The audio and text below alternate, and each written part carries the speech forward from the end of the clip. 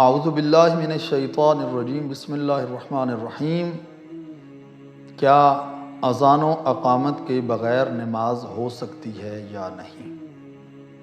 مومنین عام طور پر سوال کرتے ہیں یہ، تو آپ کی خدمت میں یہ بیان کرنا چاہتے ہیں کہ نماز کے لیے اذان و اقامت یہ شرط نہیں ہے۔ ضروری نہیں ہے کہ آپ اذان و اقامت نماز کے لیے پڑھیں، لیکن یاد رکھیے کہ اذان و اقامت کا بہت زیادہ ثواب بیان ہوا ہے۔ یہاں تک کہ معصوم فرماتے ہیں کہ اگر کوئی شخص نماز سے پہلے فقط اذان پڑھتا ہے، اقامت نہیں پڑھتا، فقط اذان پڑھتا ہے، تو اس کی مثال ایسے ہے جیسے کوئی شخص نماز پڑھ رہا ہو اور اس کے پیچھے فرشتے اس کی اقتداء میں نماز پڑھ رہے ہوں۔ کتنے فرشتے؟ اتنے فرشتے کہ اگر وہ نگاہ کرے فرشتوں پر تو ان فرشتوں کی جو صفیں ہیں ان کو انسان دیکھ سکے۔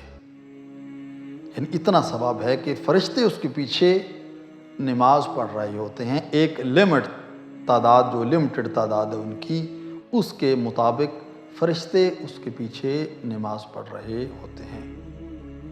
اور پھر جب انسان اذان پڑھتا ہے اور اذان کے ساتھ اقامت بھی پڑھتا ہے اور پھر اس کے بعد فریضہ نماز شروع کرتا ہے، تو امام فرماتے ہیں کہ اس کی مثال اس شخص کی سی ہے جو نماز پڑھ رہا ہے اور اس کی اقتداء میں فرشتے نماز پڑھ رہے ہیں۔ کتنے فرشتے؟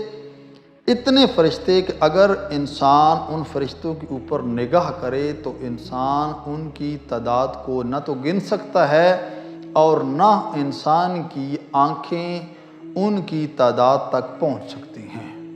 یعنی تا حد نگاہ اس کو فرشتوں کی صفیں اس کے پیچھے نماز پڑھتی ہوئی نظر آتی ہیں۔ اس سے پتہ چلتا ہے کہ واقعاً نماز سے پہلے اذان و اقامت پڑھنے کا بہت زیادہ ثواب ائمہ علیہ السلام کی نگاہ میں ہے۔ دعا ہے خالق کائنات کی بارگاہ میں خداوند کریم ہم سب کو ان احکام الہیہ کے مطابق زندگی بسر کرنے کی توفیق عطا فرمائے۔ والسلام علیکم ورحمۃ اللہ وبرکاتہ۔